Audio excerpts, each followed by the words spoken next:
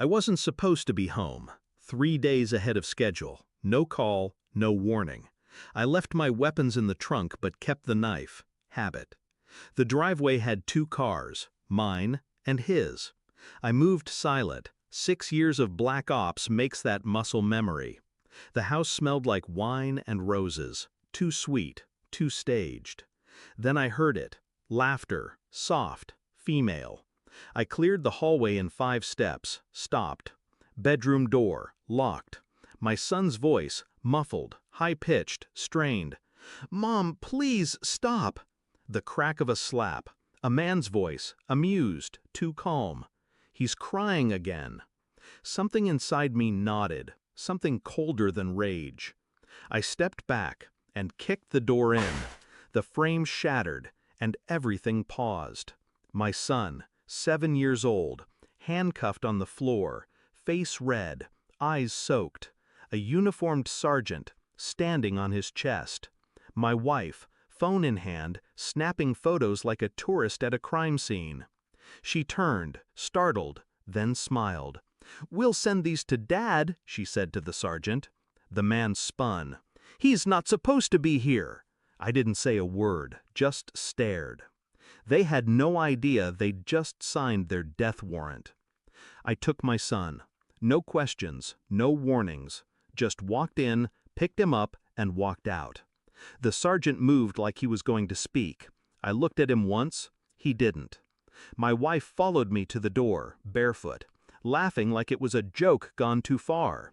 "You're overreacting." I didn't speak, didn't blink. Took my boy to the car, drove straight to the safe house. He slept in my arms, shivering, still cuffed.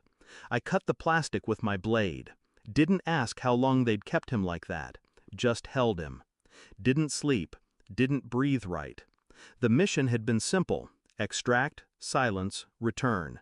But this was war. The sergeant was from my unit, a man I'd once bled beside, trusted, until now. And my wife. I remembered every time she kissed me goodbye, every whispered "stay safe," every lie that tasted like love. But the pictures, she was taking pictures. For me, I didn't go back to the house, not yet. I set up a camera outside the master bedroom window, hidden in a gutter. 2 weeks, enough time for them to forget I was watching. I mirrored her phone, watched her texts. "He's back, but cold, still doesn't suspect. He took the kid. I think he's scared." No, not scared, focused. I knew how to kill a man, but this wasn't that kind of fight. It was about precision, control. I ran a DNA test, not on her, on my son, just in case. It came back, mine. Good. One pure thing left in this wreck. The sergeant's messages were cocky. They used code names, inside jokes. They called me Ghost. Not because I was stealth, because they thought I was dead inside. I let them think that. One evening, I came home. Early again. Quiet. Predictable to them. I handed her a manila envelope over dinner. No words. She looked confused. Opened it. First page, screenshots of her texts. Second, the DNA result. Third, photo of the sergeant kissing her at the doorway, time-stamped 2 days ago. She paled. Didn't cry. Didn't deny. Just sat there, blinking. I poured myself a drink, sat across from her, watched her come undone without raising my voice. "Did you love him?" She shook her head. "Did you hate me?" She didn't answer. I smiled. It was enough. Next morning, the sergeant was dishonorably discharged. Anonymous complaint. Video evidence submitted. Child endangerment. Abuse. Conduct unbecoming. Every message. Every photo. Every threat. I mailed it all. From her phone. She lost her job 3 days later. School district doesn't keep abusers.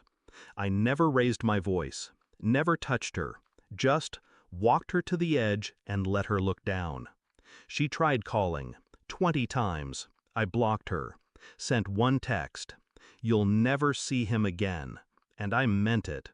My son sleeps easy now. He doesn't remember much. Or maybe he does, but locks it away, just like I do. I watch him play in the yard, free, and I sit at the window, knife on the sill, silent. I've done worse things in deserts for lesser reasons, but this was justice. Not loud, not bloody, just cold, precise, and final. The last words I ever said to her were in the courtroom. She tried to speak. I just looked at her, then at the judge. He's safer with me, and that was it. She wept. I didn't. I don't anymore. Because ghosts don't cry. They just vanish.